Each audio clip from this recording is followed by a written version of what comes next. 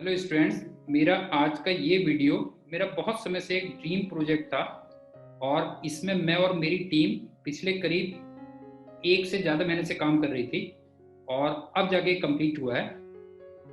तो एक्चुअल में होता क्या है कि जब आपका आईआईटी का एग्ज़ाम कंप्लीट हो जाता है और आपकी मेन और एडवांस दोनों की रैंक भी आपके पास आ जाती है, तो मैंने देखा है कि पेरेंट्स को और बच्चों को ना ये बहुत कन्फ्यूजन होता है कि यार मेरी रैंक के अकॉर्डिंग मुझे कौन कौन सी आईआईटीज या कौन सी एनआईटीज मिल सकती हैं और कौन सी ब्रांच मिल सकती है और मुझे कौन सी ब्रांच या कौन सा कॉलेज लेना चाहिए। ठीक, तो ये एक बहुत बड़ा मतलब देखा है कि उसमें मैंने देखा है पेरेंट्स को बहुत टाइम लगता है, बच्चों को भी बहुत टाइम लगता है पूरी रिसर्च करने में। तो ये वीडियो जस्ट मेरा एक छोटा सा एफर्ट है कि उनका जो वहाँ पे टाइम वेस्ट होता है या टाइम लगता है उसके बाद भी वो एक प्रॉपर कंक्लूजन पर नहीं पहुँच पाते हैं, तो इस वीडियो से उनको थोड़ा सा हेल्प मिलेगी ऐसे पेरेंट्स और ऐसे स्टूडेंट्स को। आपने जोसा का नाम सुना होगा, जॉइंट सीट एलोकेशन अथॉरिटी। इसके थ्रू एक्चुअल में 23 आईआईटीज, 31 एनआईटीज, 26 ट्रिपल आईटीज और बाकी जो रेपुटेड गवर्नमेंट और नॉन गवर्नमेंट कॉलेजेस हैं उनकी काउंसलिंग होती है और टोटल 6 राउंड चलते हैं काउंसलिंग के। ओआर का मतलब होता है ओपनिंग रैंक और सीआर का मतलब होता है क्लोजिंग रैंक। तो मेरे अकॉर्डिंग जो 6 काउंसलिंग में बिल्कुल क्लोजिंग रैंक होती है, मैं उसको एक्चुअल में उसका कट ऑफ मान के चलता हूं। तो अगर आप जोसा की साइट पे जाएंगे तो वहां पे आपको हर कॉलेज और हर ब्रांच का, हर काउंसलिंग का ओपनिंग और सीआर रैंक आपको दी होंगी। लेकिन आप देखना बड़ी कंफ्यूजिंग हो जाती है, मतलब वहां से सिलेक्ट करना आपके लिए बहुत मुश्किल हो जाता है। और जैसे मैंने पहले कहा कि मैंने उन्हीं की साइट से डेटा लेकर के यहाँ पे उसको एक थोड़ा सिंपल वे में प्रेजेंट कर दिया है। लेकिन हाँ, ये है कि ये जो भी लिस्ट मैंने तैयार की है वो केवल आईआईटीज और एनआईटीज की है, क्योंकि ट्रिपल आईआईटीज का मैं ऑलरेडी एक अलग से वीडियो बना चुका हूँ और उसमें भी मैंने मेन ब्रांचेस ली हैं और 4 कैटेगरीज की बनाई है, जनरल, ओबीसी, एससी और एसटी, और केवल 2 काउंसलिंग ली है, फर्स्ट एंड लास्ट। और जैसे मैंने पहले ही आपसे कहा कि मैं जो कट ऑफ मानता हूं वो मानता हूं 6 काउंसलिंग की जो क्लोजिंग रैंक होती है उसको मैं कट ऑफ मानता हूं उस पर्टिकुलर ब्रांच में, उस पर्टिकुलर कॉलेज में कर लीजिए। और हाँ, एक चीज और है कि मैंने इस लिस्ट को 2 तरीके से तैयार किया है, उसको भी बाइफरकेट कर दिया है। जैसे पहले उसमें क्या होगा कि मान लीजिए आपका जेई एडवांस में सपोज करो आपकी 1000 रैंक आती है, तो आपको पहली लिस्ट से ये पता चल जाएगा कि 1000 रैंक के अकॉर्डिंग मेरे पास क्या क्या ऑप्शंस है, मतलब मुझे कौन कौन से कॉलेज मिल सकते हैं, कौन कौन सी ब्रांच मिल सकती है, एक्सेट्रा कह लो। और दूसरा जो मैंने लिस्ट तैयार की है वो थोड़ा दूसरे तरीके से की है कि सपोज करो आप ये सोचते हो कि नहीं मेरे को तो कंप्यूटर साइंस करनी है और आईटी से ही करनी है, तो फिर मैंने डिफरेंट आईटीज की कंप्यूटर साइंस की ओपनिंग और क्लोजिंग रैंक फर्स्ट और सिक्स काउंसलिंग की दे दी है। तो वहां से आपको ये पता चल जाएगा कि मुझे इस पर्टिकुलर आईटी में अगर कंप्यूटर साइंस लेनी है तो मेरी ब्रांच, मेरी रैंक कितनी होनी चाहिए। इसी टाइप से मैंने एनआईटी की तैयार कर दी है। तो एक बार मैं स्क्रॉल करता हूँ तो उससे थोड़ा और आपके समझ में आएगा। तो सबसे पहले मैं जनरल कैटेगरी स्टार्ट कर रहा हूँ और ये ओवरऑल कट ऑफ है आईआईटी की। जैसे इसको आप थोड़ा देख लीजिए अच्छी तरीके से, फिर मैं थोड़ा एक्सप्लेन कर देता हूँ। अब फॉर एग्जांपल आप ये देखो ना कि आपकी एडवांस में मान लो 500 रैंक आती है, मान लो जनरल कैटेगरी है, ध्यान रखिएगा। तो आप ये देखो 9th जो रो है आईआईटी खड़गपुर में 504 रैंक में आपको computer science and engineering 5 year dual degree ये खत्म हुई थी।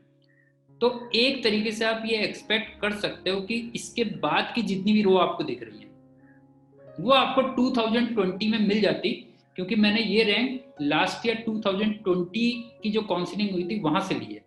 जैसे आपको 544 आप देखो आईआईटी हैदराबाद में computer science and engineering 4 year IIT Hyderabad में भी मिल रही थी, और 588 में आप कह सकते हो आपको आईआईटी गुवाहाटी मिल रही थी computer science and engineering 4 year and so on. मतलब उससे नीचे वाली जो रोज हैं वो आपके लिए अवेलेबल है, उससे ऊपर वाली रोज अवेलेबल नहीं है, ध्यान रखिएगा। ठीक, तो इसको मैं थोड़ा आगे बढ़ा देता हूँ। इसी टाइप से जैसे यहाँ पे भी रुकता हूँ मैं। मान लो आपकी रैंक बेटा 5000 है, सपोज करो आपकी रैंक 5000 है, तो आप देखो 68 रो में 4908 है और 69 में 5101 है। तो काफी हद तक आप ये मान सकते हो कि 69 ऑनवर्ड्स, 69, 70, 71 ऑनवर्ड्स, वो सारी की सारी रोज आपको उस रैंक पे लास्ट ईयर में मिल जाती है, ये कह लीजिए आप।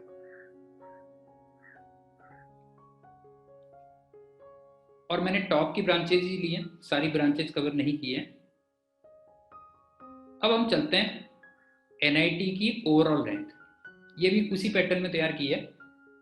जैसे इसमें भी मैं आपको एक एग्जांपल दे देता हूँ कि मान लो आपकी रैंक 5000 आ जाती, मान लो 5000 रैंक आ जाती, लेकिन मेन की रैंक होगी, ध्यान रखना बेटा, ये मेन की रैंक होगी। तो आप 13 वाला देखो, आप 13 में आप देखो 5097 में आपको एनआईटी राउरकेला में इलेक्ट्रॉनिक्स एंड कम्युनिकेशन ये मिल रही है, आप ये देखो। तो आपको 13 ऑनवर्ड्स मतलब लास्ट ईयर आपको मिल जाती, मतलब 5000 रैंक में आप ये कह सकते हो कि 13 ऑनवर्ड्स आपको जो भी दिख रहा है वो आपको सारी मिल जाती। अच्छा, यहाँ से एक चीज और भी देखो कि टॉप में आप देखो ना, इसमें 781 रैंक है, 6 क्लोजिंग रैंक, 6 काउंसलिंग की क्लोजिंग रैंक, और उसमें एनआईटी तिरुचिरापल्ली है।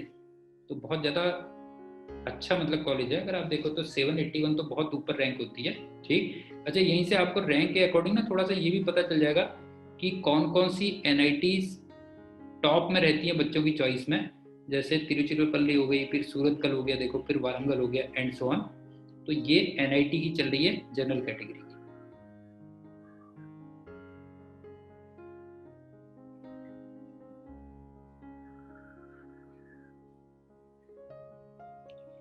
अब हम चलते हैं आईटी की ब्रांच वाइज। अब ये देखो, जैसे सबसे टॉप में आपको दिख रही होगी computer science and engineering 4 year आ रही है। अब इसका भी जैसे मैं आपको एक एग्जांपल बता देता हूं। मान लो आपकी रैंक 1000 आती है, एडवांस में आपकी रैंक 1000 आती है, तो आप ये देखो कि आपको ना 10th रो देखो, आप आईआईटी इंदौर में 1222 ये आपको मिल जाती। और इसके नीचे वाली तो ऑब्वियस ही बात है, मतलब इसके नीचे वाली जैसे आईआईटी गांधी नगर में है, वहां पे आपको कंप्यूटर साइंस मिल जाती, आईआईटी रोपड़ में आपको मिल जाती, एंड सो ऑन। तो मेरे ख्याल से समझ में आ गया होगा, ये लिस्ट भी आपके समझ में आ गई होगी।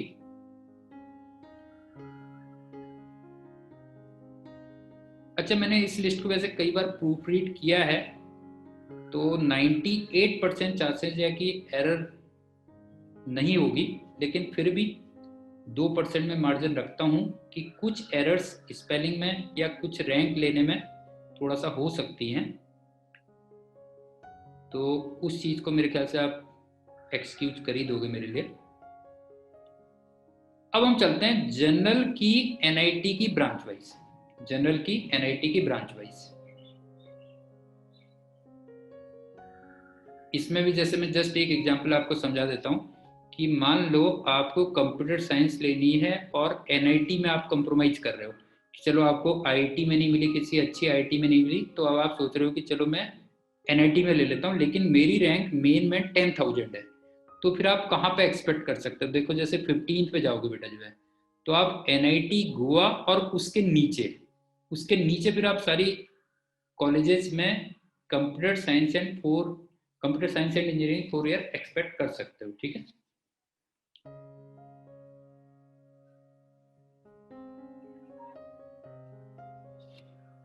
थोड़ा सा आपको इससे ना ब्रांच का भी पता चल जाएगा, देखो ना ब्रांच का भी अगर आप थोड़ा सा इसको अच्छी तरीके से स्टडी करोगे तो आपको ये भी पता चल जाएगा कि बच्चों की चॉइस कौन सी ब्रांच में टॉप में है, कौन से कॉलेज में टॉप में है।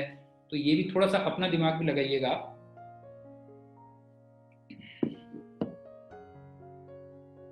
अब हम चलते हैं ओबीसी की कट ऑफ, ये आईआईटी की ओवरऑल है।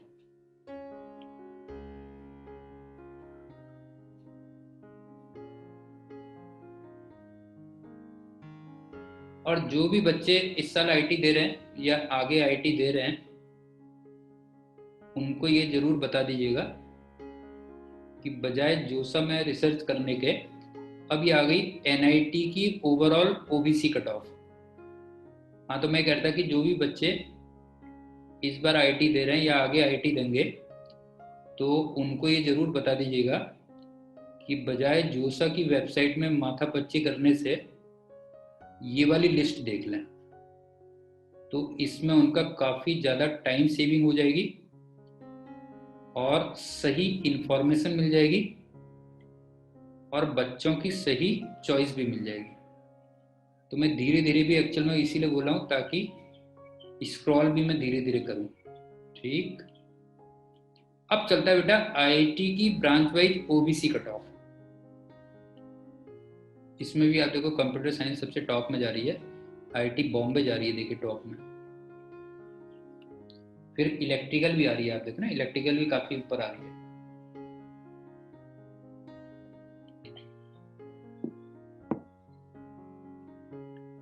अब हम चलते हैं एनआईटी की ओबीसी की ब्रांच वाइज। अच्छा, आपकी जो भी कैटेगरी हो उसको थोड़ा तुम वहां पे थोड़ी देर वीडियो रोक लेना, और या फिर आप एक काम ये भी कर सकते हो कि जब आप वीडियो देख रहे होगे तो उसको कम स्पीड में भी देख सकते हो। अब ये तुम्हारी चॉइस है। मैंने तो आपका काम हल्का कर दिया बेटा जो है, ठीक है ना, वहां से लिस्ट को एक प्रॉपर वे में यहाँ पे प्रेजेंट कर दिया है। अब आप उसको कैसे देखते हो ये तुम्हारा काम है। अब दूसरा कौन सा है बेटा, देखो आईआईटी ओवरऑल एससी कैटेगरी। तो अब तुम इस लिस्ट से क्या क्या कंक्लूजन निकालते हो और उसको कैसे देखते हो, ये तुम्हारा काम है। अब चलती है एनआईटी की ओवरऑल एससी कट ऑफ। अच्छा, मैं बीच बीच में ना धीरे इसलिए बोल रहा हूं क्योंकि अगर केवल स्लाइड चलती रहे तो मजा नहीं आता उसमें ना, कानों में थोड़ी आवाज भी पहुंचती रहनी चाहिए। इसलिए मैं कुछ फालतू की इधर उधर की बातें करने में लगा हुआ हूं, लेकिन तुम्हें समझ में आ गया होगा कि मेरी इंटेंशन क्या है। मेरी इंटेंशन है कि जोसा में जो हर साल बच्चे बहुत परेशान होते हैं उनको थोड़ा एक प्रॉपर वे में लिस्ट यहाँ पे प्रिपेयर कर दूं। अगली क्या है बेटा, आईआईटी की branch wise SC cut off. समझ में आ गया बेटा तुम्हें कि मेरा ऑब्जेक्टिव क्या है, कि सिलेक्शन लेने के बाद पेरेंट्स और बच्चे जो माथापच्ची करते हैं। अब ये आ गया एनआईटी की branch wise SC cut off, और मैं इसीलिए बीच में बोल रहा हूं ताकि वीडियो एकदम से बोरिंग टाइप करने लगे तुम्हें, है ना बेटा। क्योंकि एकदम से आवाज चली जाती है तो तुम्हें कई बार ऐसा फील होता है ना, यार कुछ खराबी तो नहीं हो गई जो है, ऐसा लगता है कई बार जो है। अब हम चलेंगे एसटी की ओवरऑल आईटी कट ऑफ। ये देखो, तो बेटा तुम्हें अब समझ में आ गई होगी बात। मैं क्लास में ना ऐसे ही पढ़ाता हूँ बेटा जो है, वीडियो बनाते समय थोड़ा सा मैं सीरियस हो जाता हूँ, लेकिन मैं अपनी क्लास में सीरियस नहीं रहता बेटा जो है। अब देखो ये कौन सी है, एनआईटी की ओवरऑल एससी कट ऑफ। तो कई बार मेरे से बच्चे कहते भी हैं कि सर आप वीडियो बनाते समय तो बड़े सीरियस रहते हो और क्लास में आपका दूसरा ही रूप दिखता है। तो खैर अभी तो मैं इसलिए बोल रहा हूँ कि ताकि तुम्हारा ये वीडियो देखते समय बेटा बोरिंग ना हो वैसा आपको, और मेरे इंटेंशन तुम्हें समझ में आ गई होगी। अब लास्ट में क्या है बेटा, ये जो है आईटी की branch wise ST cut off. ये लो बेटा, अब क्या तुम बच्चे की जान लोगे क्या?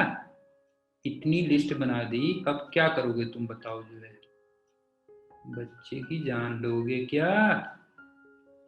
ये अक्षय कुमार का डायलॉग था बेटा एक पिक्चर में। अब ये आ गया एनआईटी की branch wise ST cut off. तो समझ में आई बेटा बात, ऐसे होता है ये फिजिक्स, ऐसे ही नहीं होती, ठीक है। कि तुमने सोचा कि पेड़ में फिजिक्स लग गई, वहां से पत्तों की तरह उसको उखाड़ लो और फिजिक्स सीख जाओ। तो ऐसे नहीं होता है बेटा, समझ गए? इसको बड़े ध्यान से देखना पड़ता है। सो स्टूडेंट्स, खैर मैं बोल तो केवल इसलिए रहा था ताकि आपको बीच में बोरिंग ना हो।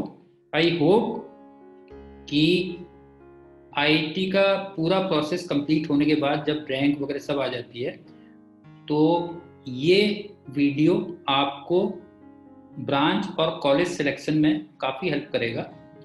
Thank you and good bye.